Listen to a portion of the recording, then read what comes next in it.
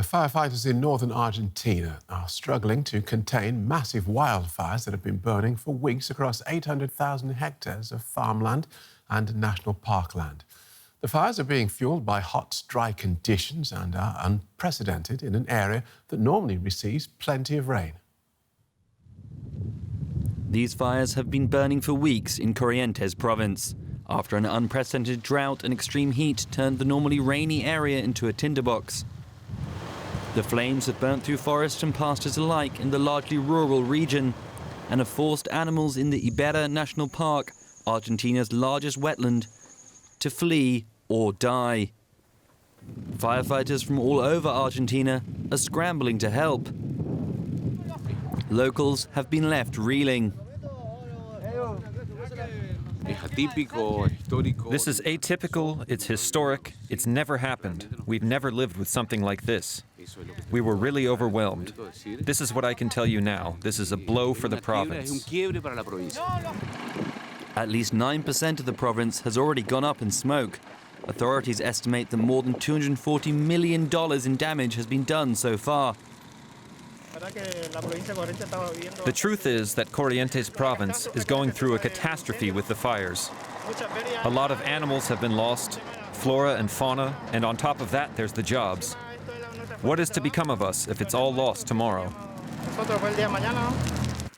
Firefighters and locals are hopeful that the arrival of rain on Monday might finally suffocate the flames.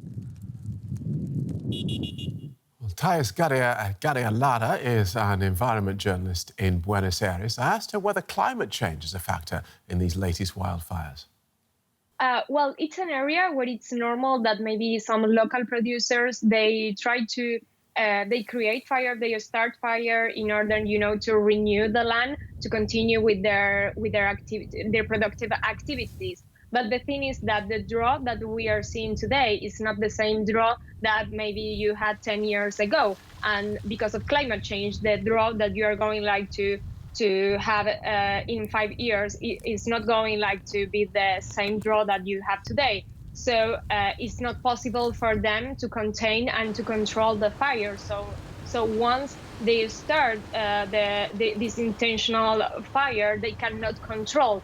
And because you have the perfect conditions for the fire, you have drought, you don't have precipitation, and you have very high temperatures. So once the fire began, then you have the crisis and the critical situation that you see today.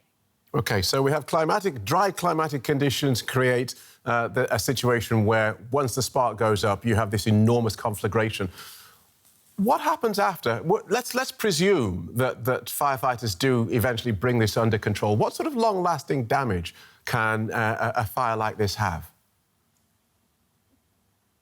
Well, we do not have yet that information. Even we do not have any numbers of how many animals have been affected. But yes, what we already know, that there are a lot of local organizations, like, for example, Rewilding Argentina Foundation. They are starting to work in and to think on how they are going to restore the ecosystems, on how they are going to continue to maintain all the work that they have been doing during the last years. It's very difficult, and I think that your question is very interesting because the fire is on the news when the fire is active, but once the fire is extinguished, we do not see and we do not know if local communities, if this organization, and even if the local producers receive the necessary support in order to try to continue with their activities and how to continue after the fire. OK, thank you so much for outlining that so clearly for us. Climate journalist Thais Garialada in Argentina. Thank you.